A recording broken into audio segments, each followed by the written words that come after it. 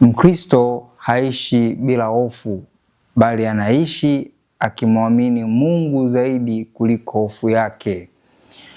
Wapendwa, ni Dominika ya 12 ya mwaka A wa kanisa, mwaka wa liturujia ya kanisa, ambapo tunaalikwa kutafakari mambo makubwa matatu.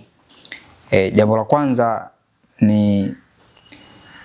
kwanza ni uhuru wetu kati ya Mungu na watu. Tunamwogopa Mungu ama tunawaogopa watu? Na jambo la pili ni thamani yetu mbele ya Mwenyezi Mungu, kutambua tuna thamani gani mbele ya Mwenyezi Mungu. Na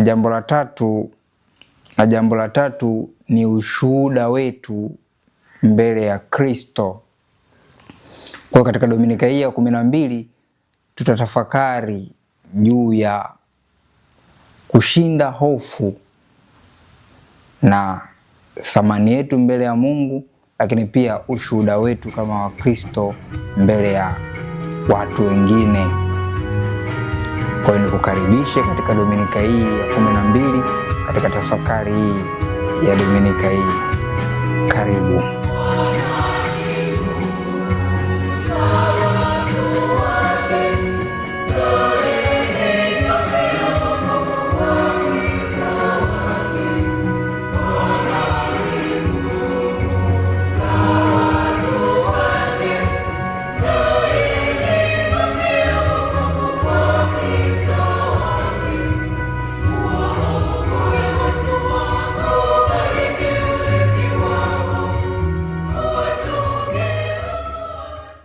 Wapendwa, ni Dominika ya 12 ya mwaka A wa kanisa.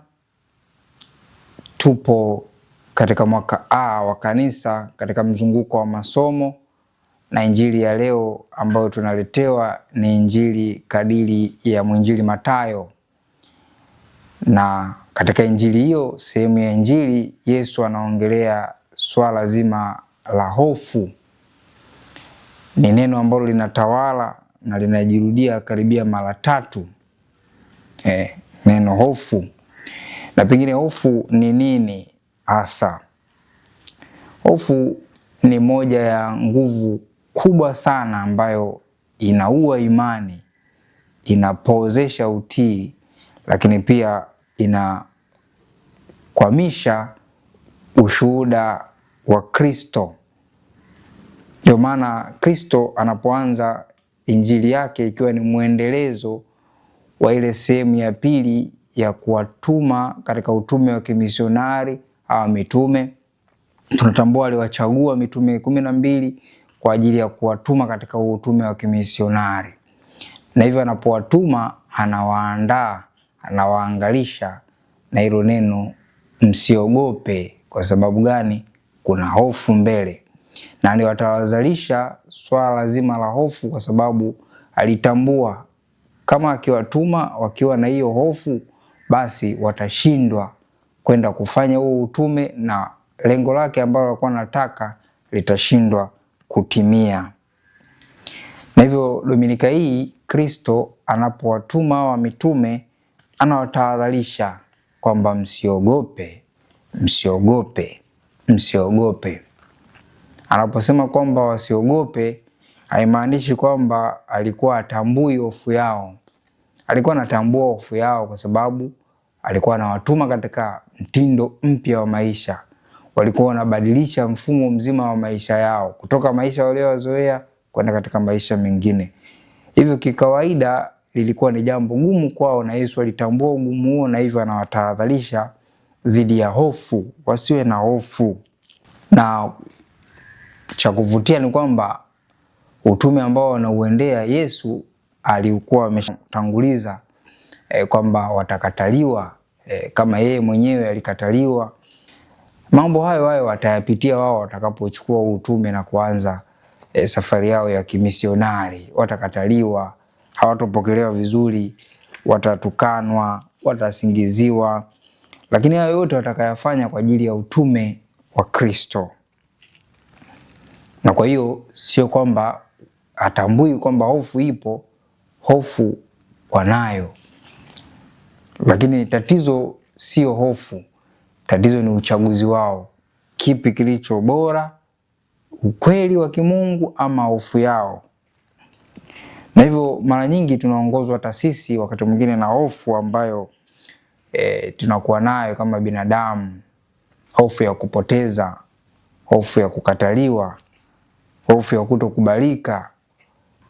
Wakati mwingine tunaweza tukawa na hofu kwamba nikifanya hivi watu watanionaje.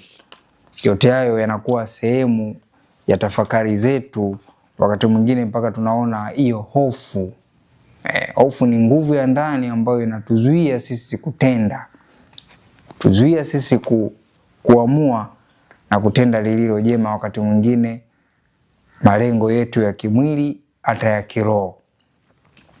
Kwa hiyo Kristo anaposema msiogope, anatupa na sisi mwaliko huo wa kutoogopa, kwa sababu kuna kitu cha mbele zaidi kuliko hiyo hatari ambayo itakuwepo. Kwa maneno mengine, hofu kibinadamu ni ile ishara kukuonyesha kwamba kuna hatari fulani, na hivyo unapokubaliana nayo kwamba kutambua kwamba kuna hatari ni jambo moja, lakini unakabiliana nayo vipi hiyo hatari ni jambo jingine. Na neno ambalo limetumika Yesu amelitumia katika lugha ya Kigiriki ama Kiyunani ni me phobeise, ikiwa na maana ya moja kwa moja kwamba usiruhusu hofu ikutawale au usiruhusu hofu iwe sehemu ya maisha yako. Na Mtakatifu Thomas wa Aquino anaelezea hofu kama hiyo nguvu ya ndani ambayo inamzuia mtu katika kutii, inamzuia mtu katika kutenda, inamzuia mtu katika kuwa na imani thabiti. Anagawanya hofu katika makundi mawili ama aina mbili za hofu. Hofu ya kwanza ikiwa ni hofu ya kibinadamu, hofu ya kibinadamu ama hofu ya kidunia, mundane fear ama timor.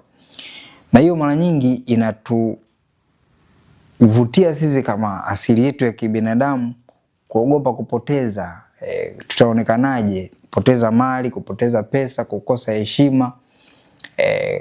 Wakati mwingine hofu hata ya kufa inaingia katika hiyo hofu ya kibinadamu. Na hofu ya pili anaita Mtakatifu Thomas wa Aquino ni hofu ya kimungu, timor deo, ambayo hii sio tu kuogopa kwamba Mungu ni mkubwa atatupa adhabu, la hasha, bali ni ile hofu ya kutambua Mungu ni muumba, mimi ni kiumbe. Mungu ameniumba na hivyo ninapaswa kumtumikia na kuona kwamba utukufu, sifa na heshima zote ni kwake. Ndio ile hofu ya kimungu ambayo ndio busara kuu ambayo tunaalikwa kuitafakari. Hiyo hofu ya pili ndio inayotakiwa, ndio Kristo ambaye anatualika tuwe nayo. Hofu ya kimungu, na tusiwe na hofu ya kibinadamu. Tusiwe na hofu ya kibinadamu.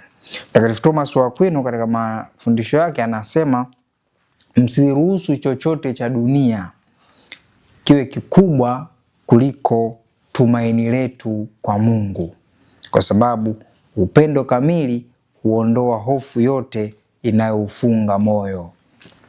Kwa Yesu anapotualika leo kutafakari hofu, tukiangalia kinyume chake, kuishinda hofu, ujasiri wa imani, anaposema msiogope, anatuambia hakuna kilichofunikwa ambacho hakitafunuliwa.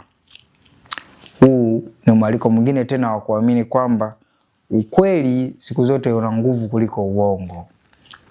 Ukweli una nguvu kuliko uongo. Na mara nyingi wanaoteseka kwa sababu ya ukweli, haki na wema huonekana kama watu ambao wameshindwa, lakini kumbe ni kinyume chake. Kinyume chake, kwa sababu wanaosimamia ukweli, wanaosimamia haki, wanaosimamia wema na kutuelekeza katika hayo ndio wanatimiza wema wa Mungu, wanatimiza ukweli wa kimungu katika maisha yetu.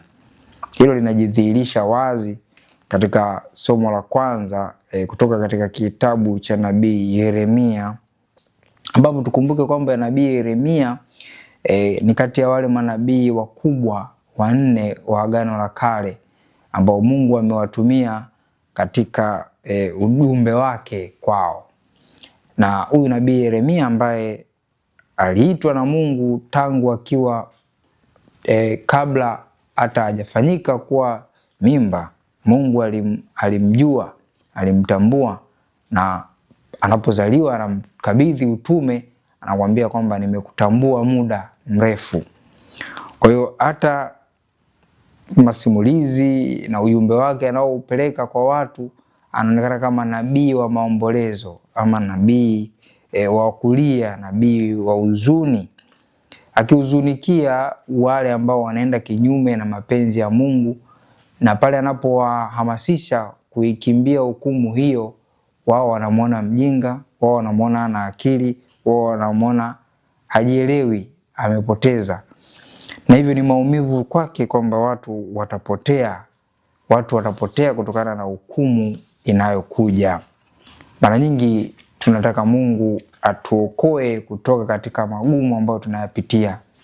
Yeremia alikuwa na kiu hicho, alikuwa na njaa hiyo ya kuona kama Mungu amemtupa, Mungu hayupo tena kwake.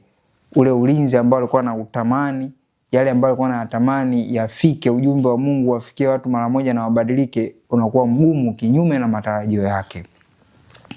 Wakati mwingine na sisi tunapopitia ugumu na changamoto fulani, tunaona kama vile Mungu ametutupa, lakini kamwe Mungu hawezi kutuacha. Mungu hawezi kutuacha. Na Mungu wakati mwingine atuondolee haya matatizo, bali anatusaidia kutupa nguvu ya kuweza kukabiliana nayo hayo matatizo na kuweza kupambana nayo. Binadamu kama binadamu anaweza asiwe na hofu ya maumivu yale anayoyapitia. Mateso yake makubwa yakawa ni ile hali ya kujiona ameachwa, hali ya kujiona mpweke, hali ya kujiona hana msaada tena mbele ya Mungu na kuona kwamba Mungu amemsahau. Na yote anayoyapitia ni mateso na huzuni. Tunaambiwa tukumbuke kwamba Mungu sio mtazamaji tu wa maisha yetu. Mungu anajua kila kitu kinachotukabili. Na hivyo anapotuambia msiwaogope wale wauao mwili, bali muogopeni yule anayeua mwili na roho. Manake nini? Kutambua thamani yetu mbele ya Mwenyezi Mungu. Tatizo sio kupoteza maisha ya hapa duniani, tatizo ni kupoteza maisha ya hapa duniani na yale ya mbinguni, ambayo kwa bahati mbaya yale ya mbinguni ni umilele. Ni umilele. Hivyo hatupaswi kuwa na hofu, tunatakiwa kumtumainia Mungu katika maisha yetu bila kukata tamaa. Hofu hii ambayo ni ya kimungu, timor deo, ndiyo hofu inayotupa hekima ya kimungu. Tukisoma katika Zaburi ya 111 aya ya 10, hofu ya Bwana ni mwanzo wa hekima. Hofu ya Bwana ni mwanzo wa hekima. Kumbe tusiwe na hofu hiyo, kwa sababu thamani yetu kwa Mungu ni kubwa kuliko shomoro. Mashomoro ni ndege ambao wanauzwa kwa bei ndogo, senti haijafika hata ile dinari moja. Kwa ni kama ni ndege mwenye thamani ndogo sana sembuse sisi binadamu.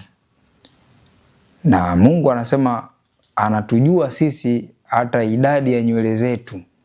Fikiria, anajua hata idadi ya nywele zetu zipo ngapi. Sasa kama anaweza kujua kitu kigumu kama nywele moja moja mpaka kujua idadi yake, au yule shomoro anapokufa anakuwa anatambua, sembuse wewe ambaye amekuumba kwa namna ya ajabu, kwa sura na mfano wake, Imago Dei. Kwa hiyo haina haja ya kuwa na hofu, haina haja ya kuogopa. Kinachotakiwa ni kutumainia huruma yake na kutambua kwamba ni sehemu ya kushiriki msalaba wa Kristo katika huo utume, katika wito, katika namna yote ambayo anakuita wewe watumikie watu wake.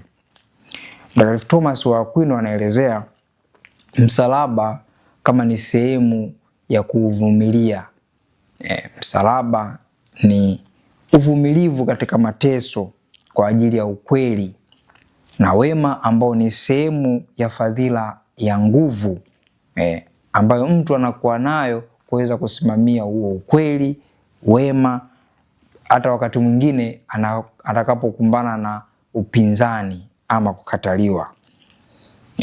Kwa Yesu anatuelimisha au anatutafakarisha kwamba kila mtu atakaye nikana mbele ya watu na mimi nitamkana mbele ya Baba yangu, na kila mtu ambaye atakuwa tayari kunishuhudia mbele ya watu na mimi pia nitamshuhudia.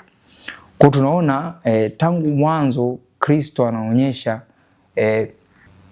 nafasi yetu sisi ya kumkiri yeye mbele ya watu. Ndio lile jambo la tatu, kumkiri, ushuhuda wetu. Sasa unapokuwa na hofu utashindwa kuwa na ushuhuda. Ukiishinda hofu, maana yake utatambua thamani yako mbele ya Mwenyezi Mungu, lakini pia utaishinda hiyo hofu na kuwa na ushuhuda mbele ya watu, mbele ya hatari, mbele ya kukataliwa na kadhalika. Ndio maana Mtume Paulo anasema hakuna cha kututenganisha na upendo wa Kristo. Iwe njaa, baridi, joto, vita, yote hayo yaweza yakatutenganisha na upendo wa Mungu. Upendo wa Mungu ambao ni mkubwa kwetu. Tunaambiwa katika somo la pili waraka Mtume Paulo kwa Warumi kwamba dhambi ilipoingia duniani kwa mwanadamu Adamu, mtu mmoja, Bwana wetu Yesu Kristo, aliua hiyo dhambi. Aliua dhambi kwa nini? Kwa mateso, kifo na ufufuko wake. Kwa ndio hiyo unadhihirisha huo upendo. Kama yeye amedhihirisha upendo wake kwa kujitoa maisha yake kwa ajili yetu, sembuse sisi. Kwa hiyo Kristo katika Dominika hii anatualika kwa namna ya pekee kujiuliza na kujihoji, je, ninatambua uhuru wangu dhidi ya hofu, magumu na changamoto ninazopitia? Kwa sababu hofu haitakusaidia kitu, zaidi sana itadidimiza imani yako, itaondoa utii wako kwa Mwenyezi Mungu, lakini na kuona kwamba kila kitu hakina msaada kutoka kwa Mungu, amekuacha. Jambo la pili ni kutambua thamani yetu mbele ya Mungu. Sisi kama wanadamu, viumbe wake, kwa sakramenti ya ubatizo kufanyika taifa lake, tunafanyika kuwa viumbe vipya, na hivyo tuna thamani kubwa mbele ya Mwenyezi Mungu kuliko hata viumbe wengine. Na jambo la tatu, ushuhuda wetu upoje? Tunamshuhudiaje Kristo katika maisha na utume? Yesu alitambua kazi kubwa ambayo mitume wataitenda. Watahitajika kuwa mashahidi, kuwa mashuhuda wa Injili, habari njema. Na habari njema ni nini? Kutangaza ufalme wa Mungu kwa kila kiumbe. Na ufalme wa Mungu unapopelekwa katika ufalme mwingine, inakuwa sio rahisi kupokeleka. Hivyo upinzani, kukataliwa, kujaribiwa, mateso, wakati mwingine atawapelekea kufa, itakuwa ni sehemu ya maisha yao. Na hivyo Yesu anapoleta hii mada ya kushinda hofu, msiogope, sio kwa bahati mbaya, ni lengo la kuwaandaa mitume wake dhidi ya kuwa mashuhuda. Kumbe ushuhuda tunautimiza pale tunaposhinda hofu. Shinda hofu ili uweze kuwa shahidi wa imani. Na kweli mitume waliweza kuwa mashahidi baadaye, baada ya mateso, kifo na ufufuko wa Bwana kuwatokea, baada ya ufufuko wake na kupaa kwake mbinguni, wanapoanza utume. Kitabu cha Matendo ya Mitume wanaanza kueneza habari njema kwanza pale Yerusalemu na maeneo mengine yote. Haikuwa kazi rahisi. Wengi walipitia mateso. Yakobo mtume, Yakobo mkuu, mwana wa Zebedayo, anakatwa kwa upanga, anakatwa kichwa, anakuwa ndio mtume wa kwanza kufa. Anakufa kwa sababu gani? Ya hiyo imani. Anakufa kwa sababu gani? Ya kutambua, kuishinda hofu, kuwa shuhuda na kutambua yeye si kitu akilinganisha na utukufu wa Mungu. Kwa mpendo, katika Dominika hii uendelee kutafakari juu ya ushuhuda. Halikadhalika Petro anakufa msalabani kama bwana wake, lakini ye kichwa chini miguu juu. Mashahidi mbalimbali wote wanakufa kwa sababu ya hiyo imani, ushuhuda. Katika Dominika hii ya 12 tunaalikwa kutafakari huo umuhimu wa kushinda hofu, thamani yetu na ushuhuda wa Injili. Nikutakie Dominika njema ya 12 ya mwaka A wa kanisa. Nikusii uendelee kusubscribe channel yetu, kufuatilia mitandao mbalimbali ya kijamii kuhusiana na Lux Fidei, mwanga wa imani. Mimi ni Padre Benjamin Maganga Bundala na hii ni Lux Fidei, mwanga wa imani.